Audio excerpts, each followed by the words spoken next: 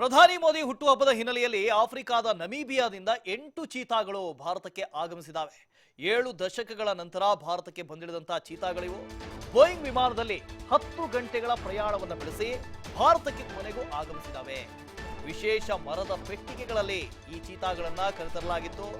ಮಧ್ಯಪ್ರದೇಶದ ಕುನೋ ರಾಷ್ಟ್ರೀಯ ಉದ್ಯಾನವನ, ಕುನೋ ನ್ಯಾಷನಲ್ ಪಾರ್ಕ್, ಅಲ್ಲಿಗೆ ಈ ಚೀತಾಗಳನ್ನ ಶಿಫ್ಟ್ ಮಾಡಲಾಗಿದೆ. ಕುನೋ ಪಾರ್ಕ್ಗೆ ಚೀತಾಗಳನ್ನ ಬಿಡುಗಡೆ ಮಾಡಿದಂತಹ ಮೋದಿ ಕುನೋ ಉದ್ಯಾನವನಕ್ಕೆ 8 ಚೀತಾಗಳ ಬಿಡುಗಡೆಯಾಗಿದೆ. ಚೀತಾಗಳನ್ನ ಅರಣ್ಯಕ್ಕೆ ಬಿಟ್ಟಂತ ಪ್ರಧಾನಿ ಮೋದಿ 8 ಚೀತಾಗಳ ಸ್ಥಳಾಂತರಕ್ಕೆ 75 ಕೋಟಿ ರೂಪಾಯಿ ವೆಚ್ಚ ಆಗಿದೆ. 7 ದಶಕಗಳ ಬಳಿಕ ಭಾರತಕ್ಕೆ ಚೀತಾ ಆಗಮನ ಆಗಿದೆ. ಈ ಹಿಂದೆ ಅಂದ್ರೆ 7 ದಶಕಗಳಿಗಿಂತಲೂ ಹಿಂದೆ ಈ ಹಿಂದೆ ಹಿಸ್ಟ್ರಿಯಲ್ಲಿ ನಾವು ಓದ್ತಾ ಇದ್ದಾಗ ಈ ಚೀತಾಗಳ ಇತಿಹಾಸವು ಕೂಡ ಸಾಕಷ್ಟಿದೆ. ಭಾರತದಲ್ಲಿ ಚೀತಾಗಳು ಬಹಳಷ್ಟು ಇದ್ವು ಅಂತ ಹೇಳಿ, ಆದ್ರೆ ಕಾಲಾನಂತರದಲ್ಲಿ ಚೀತಾಗಳು ಇಲ್ಲದೇ ಇರುವಂತಹ ರೀತಿಯಲ್ಲಿ ಆಗೋಗ್ಬಿಡ್ತು. ಜಹಾಂಗೀರ್ ತನ್ನ ಪುಸ್ತಕಗಳಲ್ಲಿ ಬರೀತಾನಂತೆ, ಆತ ಆಗ್ರಾದಿಂದ ಮಧ್ಯಪ್ರದೇಶಕ್ಕೆ ಗ್ವಾಲಿಯರ್ಗೆ ಬರಬೇಕಾದ್ರೆ ಸಾಕಷ್ಟು ಚೀತಾಗಳನ್ನ ನೋಡ್ತಾ ಇದ್ದ ಅಲ್ಲಲ್ಲಿ ಅಂತ. ಕಾಲಾನಂತರದಲ್ಲಿ ಏನಾಯಿತು, ಈ ಚೀತಾಗಳೆಲ್ಲವೂ ಕೂಡ ಅಳಿಸಿ ಹೋಯಿತು. ಅದರಲ್ಲೂ ಕೂಡ ಏಷ್ಯಾಟಿಕ್ ಚೀತಾಗಳು ಅಂತ ಕರಿತೀವಿ, ಏಷ್ಯಾದಲ್ಲಿ ಮಾತ್ರ ಕಂಡು ಬರುವಂತಹ ಚೀತಾಗಳು, ಅದು ಕೂಡ ಇಲ್ಲದೇ ಇರುವಂತಹ ರೀತಿಯಲ್ಲಿ ಆಗೋಯ್ತು.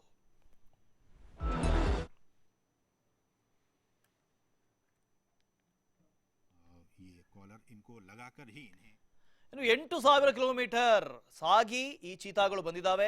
ಅದರಲ್ಲೂ ಕೂಡ ಆಫ್ರಿಕಾದ ನಮೀಬಿಯಾದಿಂದ ಈ 8 ಚೀತಾಗಳನ್ನ ಕರೆತರಲಾಗಿದೆ. ಮಧ್ಯಪ್ರದೇಶದ ಗ್ವಾಲಿಯರ್ಗೆ ಚೀತಾಗಳನ್ನ ಕರೆತರಲಾಗಿದೆ. ಪ್ರಧಾನಿ ಮೋದಿ ಅವರು ಅದನ್ನ ಆ ಕೇಜ್ನಿಂದ ಹೊರಗಡೆ ಬಿಟ್ಟರು, ನೀವು ಕೂಡ ಗಮನಿಸ್ತಾ ಇದ್ದೀರಿ. ಇನ್ನೊಂದು ಕಡೆ ಗ್ವಾಲಿಯರ್ ವಾಯು ನೆಲೆಗೆ ಬೆಳಗ್ಗೆ 8 ಗಂಟೆಗೆ ಈ ಚೀತಾಗಳು ತಲುಪಿದ್ವು. ಶಿಯೋಪುರ್ ಜಿಲ್ಲೆಯ ಪಾಲ್ಪುರ್ನಿಂದ ಕುನೋ ಪಾರ್ಕ್ಗೆ ಶಿಫ್ಟ್ ಮಾಡಲಾಗಿದೆ. ಇನ್ನು ಕುನೋ ರಾಷ್ಟ್ರೀಯ ಉದ್ಯಾನವನಕ್ಕೆ ಚೀತಾಗಳು ಶಿಫ್ಟ್ ಆಗಿದ್ದಾವೆ. 8 ಚೀತಾಗಳಲ್ಲಿ 5 ಹೆಣ್ಣು 3 ಗಂಡು ಚೀತಾಗಳು. ಇನ್ನು ಚೀತಾಗಳಿಗೆ ರೇಡಿಯೋ ಕಾಲರ್ನ ಅಳವಡಿಕೆ ಮಾಡಲಾಗಿದೆ. ಸುಮಾರು 1 ತಿಂಗಳ ಕಾಲ ಅವುಗಳ ಮೇಲೆ ನಿಗಾ ಇಡಲಾಗುತ್ತೆ. ಇನ್ನು ಚೀತಾಗಳನ್ನ ಬಿಡುಗಡೆ ಮಾಡಿದಂತ ಮೋದಿ ಅದರ ಚಿತ್ರವನ್ನ ಸೆರೆ ಹಿಡಿದ್ರು, ನೀವು ಕೂಡ ಗಮನಿಸ್ತಾ ಇದ್ರಿ ಆಗಲೇ. ಇನ್ನು ಡಾಕ್ಟರ್ ಲಾರಾ ಮಾರ್ಗರ್ ನೇತೃತ್ವದಲ್ಲಿ CCF ತಂಡಕ್ಕೆ ಭಾರತೀಯ ರಾಯಭಾರಿ ಧನ್ಯವಾದವನ್ನು ಕೂಡ ಅರ್ಪಿಸಿದ್ದಾರೆ. ಜೊತೆಗೆ ಇದರ ವಿಶೇಷತೆ ಏನು ಅಂತ ಹೇಳಿ, ಏನು ಚೀತಾ ಬಿಡುಗಡೆ ಮಾಡೋದ್ರಲ್ಲಿ ಏನು ದೊಡ್ಡ ವಿಚಾರ, ನಾವು ನೋಡಿದೀವಿ ಇಂಟರ್ನ್ಯಾಷನಲ್ ಪ್ಲಾಟ್ಫಾರ್ಮ್ಗಳಲ್ಲಿ ಪ್ರಧಾನಿ ಮೋದಿ ಯಾವತ್ತು ಮಾತನಾಡಿದಾಗಲೂ ಕೂಡ ಈ ಎನ್ವೈರ್ಮೆಂಟ್ ಕನ್ಸರ್ವೇಷನ್ ಜೊತೆಗೆ ವೈಲ್ಡ್ ಲೈಫ್ ಕನ್ಸರ್ವೇಷನ್ ಬಗ್ಗೆ ಸಾಕಷ್ಟು ಮಾತಾಡ್ತಾರೆ.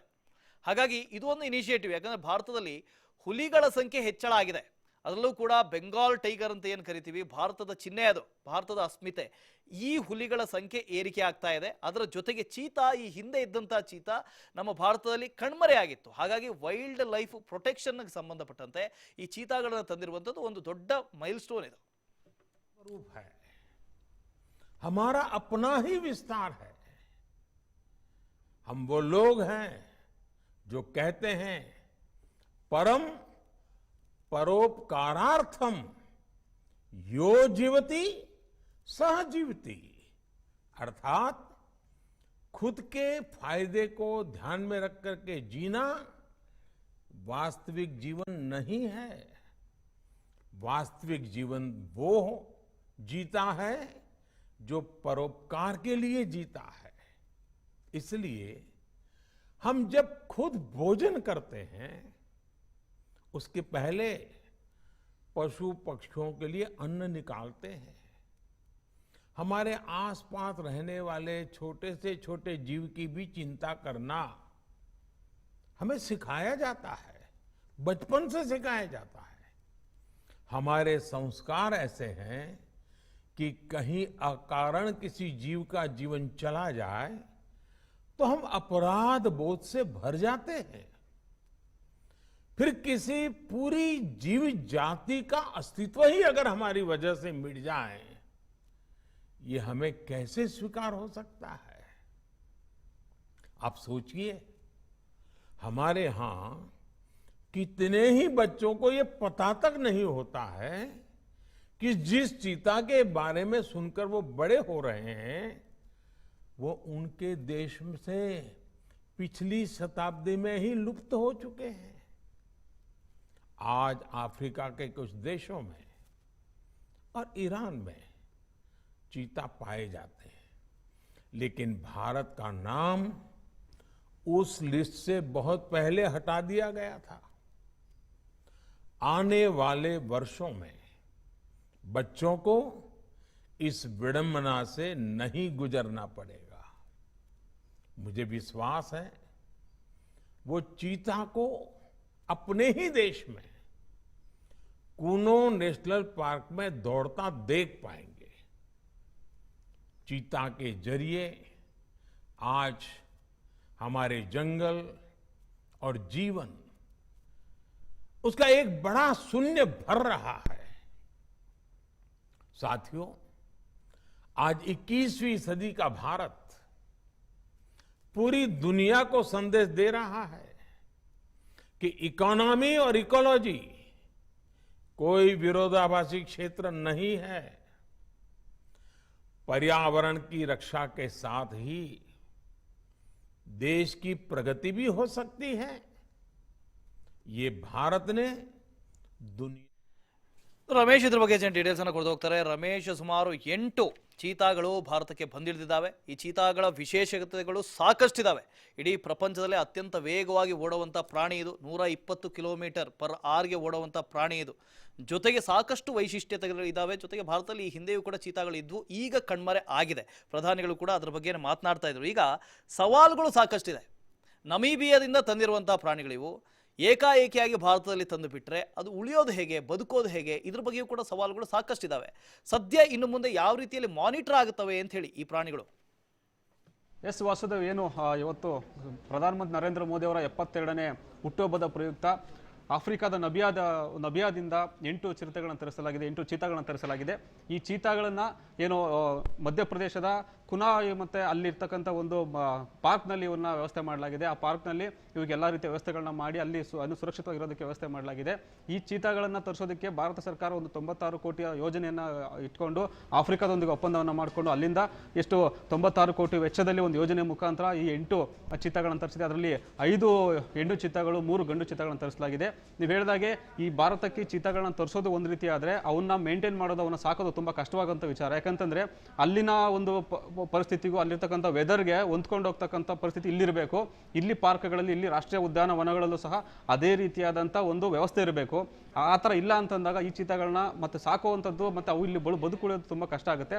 ಈ ವಿಚಾರವಾಗಿ ಮಧ್ಯಪ್ರದೇಶದ ಕುನಾಯ್ ಅಂತಕ್ಕಂಥ ರಾಷ್ಟ್ರೀಯ ಉದ್ಯಾನವನದಲ್ಲಿ ಈ ಚೀತಾಗಳಿಗೆ ಎಲ್ಲ ರೀತಿಯಾದಂಥ ಒಂದು ವ್ಯವಸ್ಥೆ ಮಾಡಲಾಗಿದೆ. ಅಂದರೆ ಚೀತಾಗಳಿಗೆ ಯಾವ ರೀತಿಯಾಗಿ ಒಂದು ವೆದರ್ ಇರಬೇಕು, ಅಲ್ಲಿರ್ತಕ್ಕಂಥ ಚೀತಾಗಳಿಗೆ ಯಾವ ರೀತಿಯಾಗಿ ಇದ್ದರೆ ಅದು ಬದುಕುತ್ತೆ ಮತ್ತು ಪರಿಸರವನ್ನು ಅದೇ ರೀತಿಯಾಗಿ ಮಾಡಲಾಗಿದೆ. ಅದಕ್ಕೋಸ್ಕರನೇ ಇಲ್ಲಿನ ಚೀತಾಗಳನ್ನ ತಂದುಬಿಟ್ಟು ಅಲ್ಲಿ ಆಫ್ರಿಕಾದಿಂದ ಚೀತಾಗಳನ್ನ ತಂದು ಈ ಒಂದು ಕುನಾಯ್ ರಾಷ್ಟ್ರೀಯ ಉದ್ಯಾನವನದ ವ್ಯವಸ್ಥೆ ಮಾಡಲಾಗಿದೆ. ಈ ಚೀತಾಗಳನ್ನ ಮೇಂಟೈನ್ ಮಾಡೋದು ತುಂಬ ಕಷ್ಟನೇ ಆಗಿದ್ರು ಕೂಡ ಖುದ್ದಾಗಿ ಇವತ್ತು ಪ್ರಧಾನಮಂತ್ರಿ ನರೇಂದ್ರ ಮೋದಿ ಅವರೇ ಇದನ್ನು ಉದ್ಘಾಟನೆ ಮಾಡಿ, ಅಂದರೆ ಆ ಕುನಾಯ್ ರಾಷ್ಟ್ರೀಯ ಉದ್ಯಾನವನದಲ್ಲಿ ಚೀತಾಗಳನ್ನ ಬಿಡುವ ಮುಖಾಂತರ ಆ ಚೀತಾಗಳನ್ನೇ ಒಂದು ಭಾರತಕ್ಕೆ ತರಿಸ್ಕೊಳ್ಳಲಾಗಿದೆ. ಚೀತಾಗಳನ್ನ ನೀವು ಹೇಳಿದಾಗೆ ಚೀತಾಗಳನ್ನ ತುಂಬ ಕಷ್ಟ ಇದೆ ಇವತ್ತಿನ ದಿನದಲ್ಲಿ. ಇದನ್ನ ಯಾಕೆ ಸೆಲೆಕ್ಟ್ ಮಾಡ್ಕೊಂಡು ಅಂತ ನಾವು ಗಮನಿಸೋದಾದ್ರೆ, ಕುನಾಯ್ ರಾಷ್ಟ್ರೀಯ ಉದ್ಯಾನವನದಲ್ಲಿ ಏಷ್ಯಾಟಿಕ್ ಸಿಂಹಗಳು ಸಹ ಇದ್ದಾವೆ. ಆ ಏಷ್ಯಾಟಿಕ್ ಸಿಂಹಗಳು ಸಹ ಅಲ್ಲಿ, ಅಂದ್ರೆ ಆ ಸಿಂಹಗಳಿಗೆ ಯಾವ ರೀತಿಯಾಗಿ ಬೇಕಾಗಿರ್ತಕ್ಕಂಥ ವೆದರ್ ಅಲ್ಲಿ ಕ್ರಿಯೇಟ್ ಆಗಿರೋದ್ರಿಂದ ಸ್ಪೆಷಲ್ ಆಗಿ ಅಲ್ಲಿ ಸಾಕಲಾಗುತ್ತೆ. ಅದೇ ರೀತಿಯಾಗಿ ಈ ಚೀತಾಗಳನ್ನು ಸಹ ತಗೊಂಡೋಗಿ ಅಲ್ಲಿ ಬಿಟ್ಟು ಅವಕ್ಕೆ ಬೇಕಾದಂಥ ಒಂದು ವ್ಯವಸ್ಥೆಯನ್ನು ಮಾಡಲಾಗಿದೆ. ಕುನಾಯ್ ರಾಷ್ಟ್ರೀಯ ಉದ್ಯಾನವನದಲ್ಲಿ 8 ಚೀತಾಗಳಿಗೆ ಸಪರೇಟ್ ಆಗಿ ಒಂದು ನಿಗಾ ವಹಿಸಲಾಗುತ್ತೆ. ಅವಕ್ಕೆ ಬೇಕಾದಂಥ ಎಲ್ಲ ವ್ಯವಸ್ಥೆಯನ್ನು ಮಾಡಲಾಗುತ್ತೆ. ಅದಕ್ಕೆ ಸಂಬಂಧಪಟ್ಟಂತ ಏನು ವೈದ್ಯರು ಸಹ ಅಲ್ಲಿ ಇರ್ತಾರೆ ಅಂತಕ್ಕಂಥದ್ದು ಮಾಹಿತಿ ಬಂದಿರತಕ್ಕಂಥದ್ದು. ಜೊತೆಗೆ ಈ ಒಂದು 8 ಚೀತಾಗಳನ್ನ ಈ ಒಪ್ಪಂದ ಮಾಡ್ಕೊಂಡಿರೋದ್ರಿಂದ ಅಂದ್ರೆ ಅಳಿವಿನಂಚಿರತಕ್ಕಂಥ ಚೀತಾಗಳ ಸಂಖ್ಯೆಯನ್ನು ಮತ್ತಷ್ಟು ಗಣನೀಯವಾಗಿ ಜಾಸ್ತಿ ಮಾಡಬೇಕು ಅನ್ನೋ ಉದ್ದೇಶದಿಂದ ಈ ಒಪ್ಪಂದವನ್ನು ಮಾಡಿಕೊಳ್ಳಲಾಗಿದೆ. ಈಗಾಗಲೇ ಭಾರತದಲ್ಲಾಗಿರ್ಬೋದು ಇದೊಂದು ತುಂಬಾ ಅಳಿವಿನಂಚಿನಲ್ಲಿದೆ, ತುಂಬಾ ಸಿಗೋದಿಲ್ಲ. ಯಾಕಂದ್ರೆ ಈ ಜಾಗ್ವಾರ್ ಮತ್ತೆ ಚೀತಾ ಚಿರತೆಗೆ ಒಂದೇ ರೀತಿಯಾಗಿ ನೋಡೋಕೆ ಕಂಡ್ರೂ ಸಹ ಸಾಕಷ್ಟು ವ್ಯತ್ಯಾಸಗಳಿರುತ್ತೆ. ಚೀತಾ ಮತ್ತೆ ಜಾಗ್ವಾರು ಮತ್ತೆ ಚಿರತೆ ಈ ಮೂರಲ್ಲೂ ಒಂದೇ ರೀತಿಯಾದಂಥ ನಮ್ಗೆ ಅನುಭವ ಸಿಕ್ಕಿದ್ರು ಕೂಡ ಸಣ್ಣ ಸಣ್ಣ ವ್ಯತ್ಯಾಸಗಳು ಕಂಡು ಬರುತ್ತೆ. ಈ ಜಾಗ್ವಾರಿಗೆ ಕಂಪ್ಯಾರಿಸನ್ ಮಾಡಿದ್ರೆ ಚೀತಾ ತುಂಬಾ ಸಣ್ಣದಾಗಿರುತ್ತೆ ಮತ್ತೆ ತುಂಬಾ ನೀಳವಾಗಿರುತ್ತೆ ಮತ್ತೆ ವೇಗವಾಗಿ ಓಡುತ್ತೆ. ಸೊ ಈ ಅಳಿವಿನಂಚಿರತಕ್ಕಂಥ ಪ್ರಾಣಿಗಳನ್ನ, ಅದರಲ್ಲೂ ಚೀತಾ ಅಂತ ಪ್ರಾಣಿಗಳನ್ನ ನಾವು ಆದಷ್ಟು ಬೇಗ ಉಳಿಸಬೇಕು, ಅವನ್ನೆಲ್ಲವನ್ನು ಕಾಪಾಡಬೇಕು ಅನ್ನೋ ಉದ್ದೇಶದಿಂದ ಈ ಯೋಜನೆಯನ್ನು ಜಾರಿಗೆ ತರಲಾಗಿದೆ. ವಾಸುದೇವ್. ಎಸ್ ರಮೇಶ್, ಈಗ ನೋಡಿ ಸಾಕಷ್ಟು ಸವಾಲುಗಳಿದ್ದಾವೆ. ಒಂದು ಕಡೆ ನೀವು ಎನ್ವೈರ್ಮೆಂಟ್ ಅನ್ನು ಹೇಳ್ತಾ ಇದ್ರಿ, ಅಲ್ಲಿರುವಂತಹ ವಾಯುಗುಣ, ಇಲ್ಲಿರುವಂತಹ ವಾಯುಗುಣ ಇವೆಲ್ಲವೂ ಕೂಡ ಡಿಫ್ರೆಂಟು. ಅದನ್ನು ಕೂಡ ನಾವು ಸೆಟ್ ಮಾಡಬೇಕಾಗುತ್ತೆ, ಅದಕ್ಕೆ ಹೇಗೆ ಬೇಕೋ ಹಾಗೆ. ಅದರ ಜೊತೆಗೆ ಆಹಾರದ ಬಗ್ಗೆ ಬಂದರೆ, ನಮೀಬಿಯಾದಲ್ಲಿ ಅದಕ್ಕೆ ಸಿಗ್ತಾ ಇದ್ದಂಥ ಆಹಾರವೇ ಬೇರೆ, ಇಲ್ಲಿ ಸಿಗಬೇಕಾದಂಥ ಆಹಾರವೇ ಬೇರೆ. ಈ ಹಿಂದೆ ಭಾರತದಲ್ಲಿ ಇತ್ತು, 70 ವರ್ಷಗಳ ಹಿಂದೆ ಇತ್ತು ನಮ್ಮಲ್ಲಿ ಚೀತಾಗಳು ಅಂತ ಹೇಳಿದಾಗ, ಆ ಸಂದರ್ಭದಲ್ಲಿ ನಮ್ಮಲ್ಲಿ ಬ್ಲ್ಯಾಕ್ ಬಗ್ಸ್ ಅಂತ ಇದ್ವು. ಅದು ಅದಕ್ಕೆ ಬೇಕಾದಂಥ ಪ್ರಿಯವಾದಂಥ ಆಹಾರ. ಆದರೆ ಇವತ್ತು ಬ್ಲ್ಯಾಕ್ ಬಗ್ಸ್ ನಮ್ಮ ಹತ್ರ ಇಲ್ಲ. ಜೊತೆಗೆ ಅದು ಹಂಟಿಂಗ್ ಮಾಡುತ್ತೆ, ಬೇಟೆ ಆಡುತ್ತೆ. ಬೇಟೆ ಆಡೋದನ್ನು ಬಿಟ್ಟು ನಾವು ಯಾವುದೋ ಇಲ್ಲಿ ನಾವೆಲ್ಲ ಮೈಸೂರು ಝೂನಲ್ಲೆಲ್ಲ ತಂದು ಹಾಕ್ತಾರಲ್ಲ 1 kg ಮಾಂಸ, 2 kg ಮಾಂಸ, ಈ ಥರ ಮಾಂಸ ಹಾಕೋದಕ್ಕೆ ಶುರು ಮಾಡಿದ್ರೆ ಅದರ ಜೀವನ ಶೈಲಿನೇ ಬದಲಾಗುತ್ತೆ. ಇದಕ್ಕೆಲ್ಲ ಯಾವ ರೀತಿ ವ್ಯವಸ್ಥೆ ಮಾಡ್ಕೊಂಡಿದ್ದಾರೆ ಅಂತ ಹೇಳಿ. ಎಸ್ ವಾಸುದೇವ್, ಏನು ಈ ರಾಷ್ಟ್ರೀಯ ಉದ್ಯಾನವನದಲ್ಲಿ ಈ ಚೀತಾಗಳಿಗೆ ಬೇಟೆ ಆಡಬೇಕು ಅಂತಾನೆ ಕೆಲವು ಪ್ರಾಣಿಗಳನ್ನ ಬಿಡಲಾಗಿದೆ. ನೀವು ಆಗಲೇ ಹೇಳಿದ ಬ್ಲಾಕ್ ಬೆಕ್ಸ್ ಇವಾಗ ಇಲ್ಲೇ ಇರೋ ಕಾರಣ ಈಗ ಏನು ಅವಶ್ಯಕತೆ ಅಂದರೆ ಇವಾಗ ಏನು ನಮಗೆ ಸಿಗ್ತಕ್ಕಂಥ ಅವೈಲೇಬಲ್ ಅಲ್ಲಿ ಜಿಂಕೆ, ಜೈಂಕಾರ ಈ ರೀತಿಯ ಪ್ರಾಣಿಗಳನ್ನ ಬಿಡಲಾಗಿದೆ. ಅಲ್ಲಿ ಕೇವಲ ಅರ್ಧ ಕೆಜಿ ಮಾಂಸ, 1 ಕೆಜಿ ಮಾಂಸ ತಂದ್ಬಿಟ್ಟು ಈ ಮೈಸೂರು ಝೂನಲ್ಲಿ ಹಾಕೋ ರೀತಿಯಾಗಿ ಹಾಕೋದಿಲ್ಲ. ಡೈರೆಕ್ಟ್ ಆಗಿ ಸುಮಾರು ಪ್ರಾಣಿಗಳನ್ನ ಬಿಟ್ಬಿಡ್ತಾರೆ. ಅಲ್ಲಿ ಸಸ್ಯಾಹಾರಿ ಪ್ರಾಣಿಗಳನ್ನಾಗಿ ಜಿಂಕೆ, ಜೈಂಕರ್ ಈ ಥರ ಪ್ರಾಣಿಗಳನ್ನ ಬಿಟ್ಟಾಗ ಅವು ಬೇಟೆಯಾಡೇ ತಿನ್ಬೇಕು. ಅವ್ನು ತಗೊಂಡೋಗ್ಬಿಟ್ಟು ಅರ್ಧ ಕೆಜಿ, 1/4 ಕೆಜಿ ಮಾಂಸ ಹಾಕಿದ್ರೆ ಅವು ತಿನ್ನೋದಿಲ್ಲ. ಯಾಕಂತಂದ್ರೆ ಅವು ಬೇಟೆಯಾಡಿ ಅಭ್ಯಾಸ ಆಗಿರೋದ್ರಿಂದ ಅವ್ದು ಯಾವುದೇ ಕಾರಣಕ್ಕೂ ಕೂಡ ಅವು ಬೇಟೆಯಾಡ ತಿಂತವೆ. ಹಾಗಾಗಿ ಅಲ್ಲಿ ಪೂರ್ತಿಯಾಗಿ ಎನ್ವೈರನ್ಮೆಂಟ್ ಚೇಂಜ್ ಮಾಡಲಾಗಿದೆ. ಆ ರಾಷ್ಟ್ರೀಯ ಉದ್ಯಾನವನದಲ್ಲಿ ಅವಕ್ಕೆ ಎಷ್ಟು ಜಾಗ ಬೇಕು, ಎಷ್ಟು ಸ್ಪೇಸ್ ಬೇಕು, ಅಲ್ಲಿ ಸಂಪೂರ್ಣವಾಗಿ ಅದಕ್ಕೆ ಬೇಕಾಗಿರ್ತಕ್ಕಂಥ ಎಲ್ಲ ವ್ಯವಸ್ಥೆಯನ್ನು ಮಾಡಲಾಗಿದೆ. ಮತ್ತು ಈ ಮುಖಾಂತರ ಏನು ಅದಕ್ಕೆ ಅಂದರೆ ರಾಷ್ಟ್ರೀಯ ಉದ್ಯಾನವನದ ಅದಕ್ಕೆ ಎಷ್ಟು ಸ್ಪೇಸ್ ಇದೆ, ಅಲ್ಲಿ ಏಷ್ಯಾಟಿಕ್ ಸಿಂಬಲ್ಗಳು ಇರೋದ್ರಿಂದ ಅವಕ್ಕೆ ಮತ್ತು ಡಿವೈಡನ್ನು ಮಾಡಿ ಇದಕ್ಕೆ ಎಷ್ಟು ಸ್ಪೇಸ್ ಬೇಕಾಗುತ್ತೆ ಅದೇ ರೀತಿಯಾಗಿ ಇಲ್ಲಿ ವ್ಯವಸ್ಥೆ ಮಾಡಲಾಗಿರ್ತಕ್ಕಂಥದ್ದು. ನೀವು ಹೇಳಿದಾಗೆ ತುಂಬ ಕಷ್ಟನೇ ಆಗುತ್ತೆ. ಅವಕ್ಕೆ ಬೇಟೆಯಾಡಿ ಅಭ್ಯಾಸ ಆಗಿರೋದ್ರಿಂದ ಅವು ಕೂತು ತಿನ್ನುವಂಥ ಪ್ರಾಣಿಗಳಲ್ಲ. ಮತ್ತು ವೆದರು ಕೂಡ ಅದಕ್ಕೆ ತುಂಬ ಅಡ್ಜಸ್ಟ್ ಆಗಬೇಕಾಗುತ್ತೆ. ಈ ಎಲ್ಲ ರೀತಿಯಾದಂಥ ವ್ಯವಸ್ಥೆಗಳನ್ನು ಅಲ್ಲಿ ಮಾಡಲಾಗಿರೋದ್ರಿಂದನೇ ಈ 8 ಚೀತಾಗಳನ್ನು ಕರ್ಕೊಂಡೋಗಿ ಅಲ್ಲಿ ಬಿಟ್ಟಿರ್ತಕ್ಕಂಥದ್ದು. ಒಂದು ವೇಳೆ ಅಲ್ಲಿ ಆ ವ್ಯವಸ್ಥೆ ಇಲ್ಲ ಅಂದಿದ್ರೆ ಆ 8 ಚೀತಾಗಳನ್ನು ಅಲ್ಲಿ ಬಿಡುವಂಥ ಯಾವ ವ್ಯವಸ್ಥೆ ಕೂಡ ಮಾಡ್ತಾ ಇರಲಿಲ್ಲ. ಈ ಎಲ್ಲ ಒಂದು ಜವಾಬ್ದಾರಿ ತಗೊಂಡು ಎಲ್ಲ ರೀತಿಯಾದ ಪ್ರಿಕಾಷನ್ಸ್ನ ತಗೊಂಡು ಈ ಏನೋ ಕುನಾಯಿ ಉದ್ಯಾನವನದಲ್ಲಿ ಒಂದು ಪ್ಲಾನ್ ಮಾಡಲಾಗಿದೆ. Vasudev, yes Ramesh, survival of the fittest ಅಂತ ಕರಿತೀವಿ. ಅದು ಪ್ರಾಣಿಗಳಲ್ಲಿ ನಾವು ಗಮನಿಸಿದ್ದೀವಿ. ಜಗಳ ಆಡ್ಕೊಳ್ತಾರೆ, ಯಾರು ಫಿಟ್ ಆಗಿರ್ತಾರೆ ಅವರು ಬದುಕ್ತಾರೆ. ಹಾಗಾಗಿ 8 ಚಿರತೆಗಳು ಬದುಕದೇ ದೊಡ್ಡ ಸಮಸ್ಯೆ ಅಂತ. ಯಾಕಂದ್ರೆ ಅಲ್ಲಿ ಈಗಾಗಲೇ ಲಿಯೋಪರ್ಡ್ಗಳಿದ್ದಾವೆ, ಅದರ ಜೊತೆಗೆ ನೀವು ಹೇಳಿದ ಹಾಗೆ ಜಾಗ್ವಾರ್ಗಳಿದ್ದಾವೆ, ಟೈಗರ್ ಇದೆ, ಅದರಲ್ಲೂ ಕೂಡ ಏಷ್ಯಾಟಿಕ್ ಟೈಗರ್ಗಳಿದ್ದಾವೆ. ಇವೆಲ್ಲವೂ ಕೂಡ ಈ ಚೀತಾಗಳನ್ನು ಡಾಮಿನೇಟ್ ಮಾಡ್ತವೆ ಅಂತ. ಅದ್ರಲ್ಲಿ ಬದುಕೋದು ಹೆಂಗೆ, ಅದಕ್ಕೇನಾದರೂ ವ್ಯವಸ್ಥೆಗಳನ್ನು ಮಾಡ್ಕೊಂಡಿದಾರ? ಎಸ್ ವಾಸುದೇವ್, ಈ ಚೀತಾಗಳಿಗೆ ನಾನು ಆಗಲೇ ಹೇಳಿದಾಗೆ ಸಪ್ರೇಟ್ ಝೋನನ್ನು ಕ್ರಿಯೇಟ್ ಮಾಡಲಾಗಿದೆ. ಆ ಝೋನ್ನ ಬಿಟ್ಟು ಆ ಕಡೆ ಹೋಗೋದಿಲ್ಲ. ಅಂದರೆ ಅದು ಆ ಕಡೆ ಹೋಗದಾಗೆ ಕ್ರಿಯೇಟ್ ಮಾಡಿದ್ದಾರೆ. ನೀವು ಆಗಲೇ ವಿಜುವಲ್ಸಲ್ಲಿ ನೋಡ್ತಾ ಇರ್ಬೋದು. ಆ ಚೀತಾಗಳು ಎಷ್ಟು ಹೈಟನ್ನು ಆರ್ತವೆ, ಅದಕ್ಕೆ ಎಷ್ಟು ಹೈಟನ್ನು ಕ್ರಿಯೇಟ್ ಮಾಡೋದು ಅದನ್ನು ಆರೋದಿಲ್ಲ ಅನ್ನೋದನ್ನು ಅವ್ರಿಗೆ ಸ್ಪಷ್ಟವಾಗಿ ಮಾಹಿತಿ ಇರೋದ್ರಿಂದ ಅವಕ್ಕೆ ಆ 8 ಚೀತಾಗಳಿಗೆ ಒಂದೇ ಪ್ಲೇಸಲ್ಲಿ ಇರೋ ರೀತಿಯಾಗಿ ಮತ್ತು ಆ ಝೋನಲ್ಲಿ ಬೇರೆ ಯಾವುದೇ ಜಾಗ್ವಾರ್ ಆಗಿರ್ಬೋದು ಅಥವಾ ಏಷ್ಯಾಟಿಕ್ ಸಿಂಹಗಳಾಗಿರ್ಬೋದು ಅಲ್ಲಿಗೆ ಬರೋದು ಹಾಗೆ ಈ ಒಂದು ಅರಣ್ಯ ಸಿಬ್ಬಂದಿ ಅಧಿಕಾರಿಗಳು ಗಮನ ವಹಿಸ್ತಾರೆ. ಒಂದು ವೇಳೆ ಇವರೇನಾದ್ರೂ ವಹಿಸಿಲ್ಲ ಅಂತಂದ್ರೆ ನೀವು ಹೇಳಿದಾಗೆ ಇದನ್ನು ಕಾಪಾಡೋದು ತುಂಬ ಕಷ್ಟ ಆಗುತ್ತೆ. ಒಂದು ವೇಳೆ ಬೇರೆ ಪ್ರಾಣಿಗಳು ಜಾಗ್ವಾರಲ್ಲಿ ಅಟ್ಯಾಕ್ ಮಾಡಿದ್ದೆ ಆದರೆ ಇವರೇನು ಯೋಜನೆ ಇದೆ, ಮಹತ್ವದ ಯೋಜನೆ, ಇದು ಸಂಪೂರ್ಣವಾಗಿ ತುಕ್ಕುಡಿಯುವಂಥ ಕೆಲಸ ಆಗುತ್ತೆ. ಹಾಗಾಗಿ ಈ ಕುನಾಯಿ ರಾಷ್ಟ್ರೀಯ ಉದ್ಯಾನವನದಲ್ಲಿ ಸಂಪೂರ್ಣ ಜವಾಬ್ದಾರಿಯನ್ನು ತಗೊಂಡು ಇದಕ್ಕೆ ಆದಂಥ ಒಂದು ಸಪ್ರೇಟ್ ಝೋನನ್ನು ಕ್ರಿಯೇಟ್ ಮಾಡಿ ಅಲ್ಲಿ ಯಾವ ರೀತಿ ಬೇಕಾದ ಸಂಪೂರ್ಣ ಏನೋ ಎಚ್ಚರಿಕೆಯನ್ನು ತಗೊಂಡಿದ್ದಾರೆ. ಈ ಪ್ರಾಣಿಗಳಿಗೂ ಮತ್ತು ಬೇರೆ ಪ್ರಾಣಿಗಳಿಗೂ ಯಾವುದೇ ರೀತಿಯ ಕ್ಲಾಶ್ ಆಗದಂಗೆ ಅದೇ ರೀತಿಯಾಗಿ ಆಹಾರ ಪದ್ಧತಿಯಲ್ಲೂ ಕೂಡ ಈಗ ಏನು ಚೀತಾಗಳಿಗೆ ಬಿಟ್ಟಿರ್ತಕ್ಕಂಥ ಏನು ಬೇಟೆಗಳನ್ನು ಮತ್ತು ಸಿಂಹಗಳಿಗೆ ಬಿಟ್ಟಿರ್ತಕ್ಕಂಥ ಅಥವಾ ಬೇರೆ ಜಾಗ್ವಾರುಗಳಿಗೆ ಬಿಟ್ಟಿರ್ತಕ್ಕಂಥ ಬೇಟೆಗಳು ಸಪ್ರೇಟ್ ಡಿವೈಡ್ ಮಾಡಿರೋದ್ರಿಂದ ಇಲ್ಲಿ ಆ ರೀತಿಯಾಗುವಂಥ ಅನಾಹುತಗಳು ಕಡಿಮೆ ಇರುತ್ತೆ. ಒಂದು ವೇಳೆ ಆ ರೀತಿ ಅನಾಹುತ ಆದರೆ ನಿಜವಾಗ್ಲೂ ಈ ಒಂದು ಯೋಜನೆ ಏನಿದೆ ನಿಜವಾಗ್ಲೂ ಇದಕ್ಕೆ ಒಂದು ಅರ್ಥ ಇರಲ್ಲ.